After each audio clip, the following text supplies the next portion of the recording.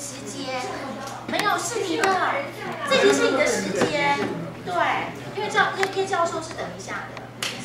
好，老师他是之前，Okay, so again, let's welcome the most beautiful professor, Professor Liang. I promise you this is the last comment I'm going to You're probably so tired and sick after 3 days of hearing all these comments. I think they're all wonderful. So I just asked, can I vote for 5 teams? And they said, oh, you can. I was like, ooh, that's what a privilege. I've never had any kind of privilege in my life. Finally, I'm doing it. But every group is great. They're all honestly, they're all wonderful. Thank you so much. And you take things really seriously. Yeah, that shows you're really wonderful, wonderful teachers. And we are so fortunate to have you here. Thank you so much. I like all of them. They all have wonderful strengths and wonderful ways of reading all this, based on principles, or all these activities are very hands-on and all that. Wonderful. The only one little thing, if I may talk about, is probably about phonics instruction. I think it's wonderful. Don't take me wrong that I'm, criticizing or anything. It's just that when we teach reading, there are basically 2 approaches, if I can put it very simply.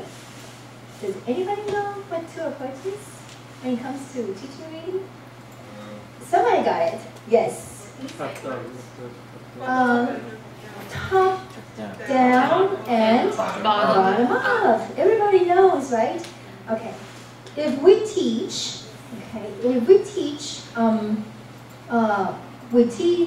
sounds, and then words and sentences, and then discourse or stories. Okay, that's one way of teaching it.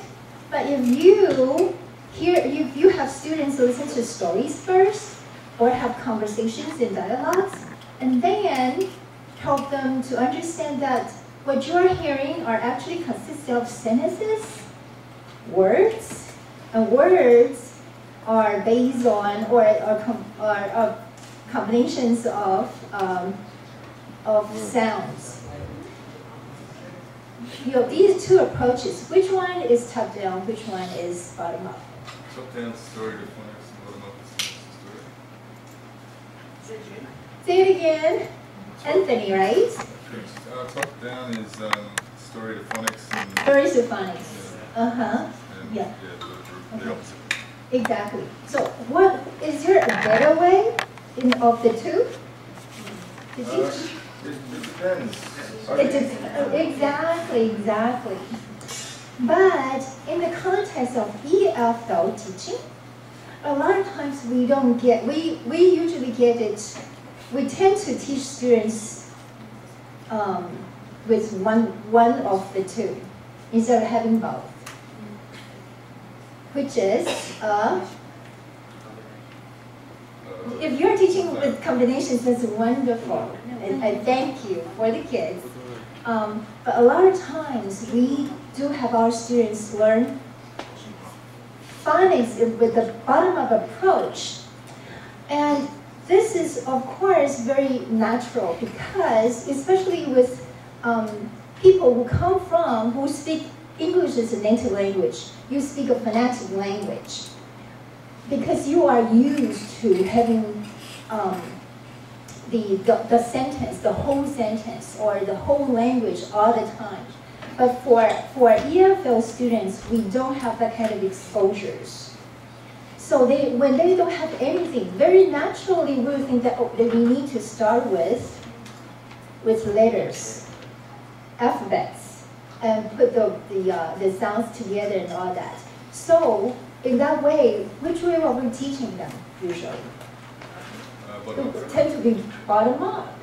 So just as a reminder, okay, we need to have both for them to be able to understand what reading is really about. And when they are getting sound symbol correspondence, phonics is basically sound symbol correspondence. They would not just stop with tearing or trying to build blocks. When they are reading, they only focus on how do I put all these letters and sounds together instead of understanding that the goal is actually for them to understand. It's like somebody said about language is a tool, right? You have the language to get to know the world, not the other way. Well, the other way as well. But you need to have, like you said, there has to be a balance. There has to be top down and bottom up both for the comprehension to happen, for the language to become part of the students. So that's all I have to say. Thank you. I'm not supposed to comment at this session, but I cannot refrain. I was so impressed that I cannot refrain myself from saying something good about your performance. No problem.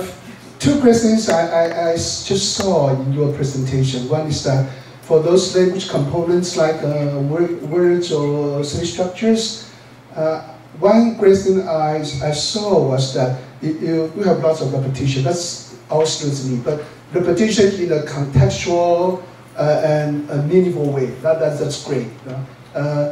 Contextualization is one great or important component in foreign language teaching. Yeah.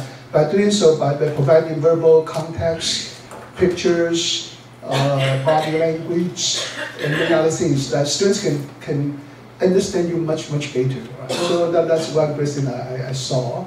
And for those more content-based kind of materials like festivals or stories, yeah, I saw one question is that you did a lot of contrast and comparison. That's great. Okay, comparing two stories across two different texts. Yeah, comparing two festivals. That's great. There's something we emphasize in foreign language teaching. You may want to Google, yeah, like a 5C, standards for foreign language learning. Communication is something we have been emphasizing a lot. Yeah, communication, cultures, and connection. Connection to other disciplines, using language to acquire information in other disciplines. And also, comparison is one of the 5 C's. And then community. Yeah. So if you're interested in that, you can look it up online. So comparison is one great component. I was really glad to see that in your presentation. Thank you all. Congratulations. Angel. Angel?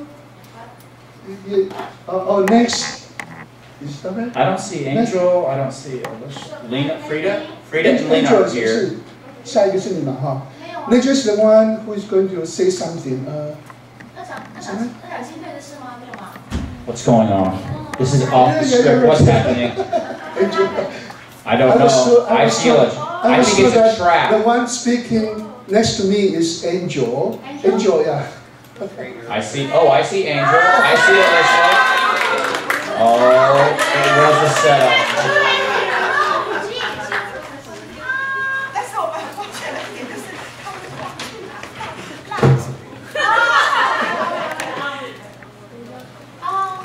Lina, 谢谢啦。 So whose birthday is also who is Lina's also birthday. Aquarius?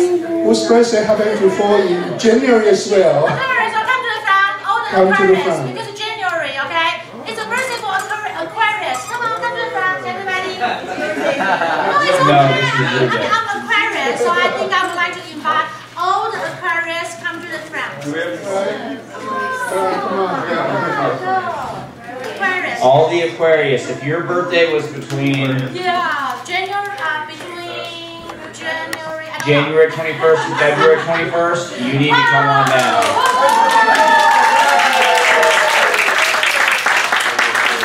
We already sang the chorus to her once. She doesn't twice. Yeah, we said Shuni Summer, Kwaila, and Happy Birthday. How do you say it in French?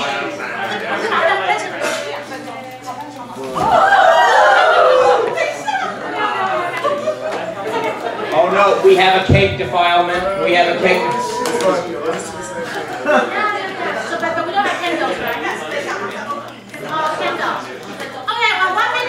All right. Professor's comment. While we wait, we already did the professor's comment. All right. While we wait for the professors, we can tabulate the winners, and we can line up for cake according to score.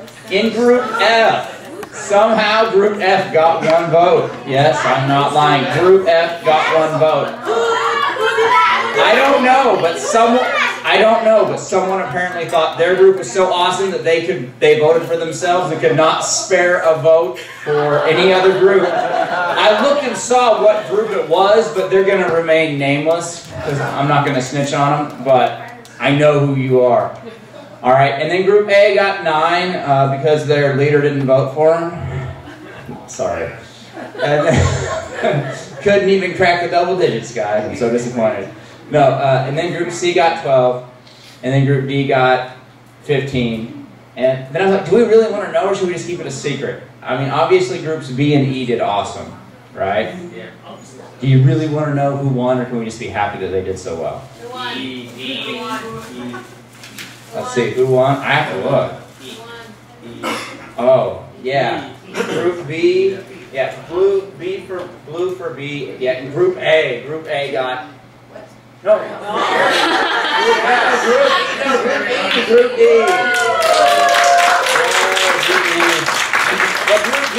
Group B, you did awesomely too. Very good. You're both. There's only one candle here. No, actually, we always use the question mark for the age. Actually, we wouldn't like to review our age, so we always put question marks. 100 pounds. 100 pounds. Okay. So should we sing Happy Birthday? Okay, I'm a birthday boy. So you say, I'm a birthday girl. Can you say it? I can say it. You say it. Everybody sing your birthday. Okay, my birthday is February 4th, so I guess that means I'm an Aquarius too. So, sing us happy birthday, please. Happy birthday to us. Happy birthday, dear us. Happy birthday to you.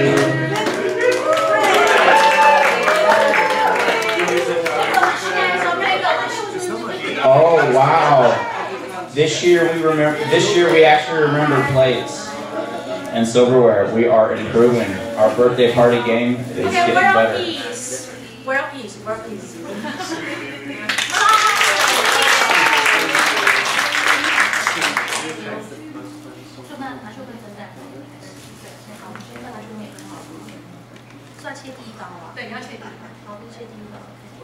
Is that a jalapeno? What is that? No, it's Is that a green cherry? I think it's a cherry. Are there such things as green cherries? Do you want a green cherry? No. There's kiwi, pineapple, fruit,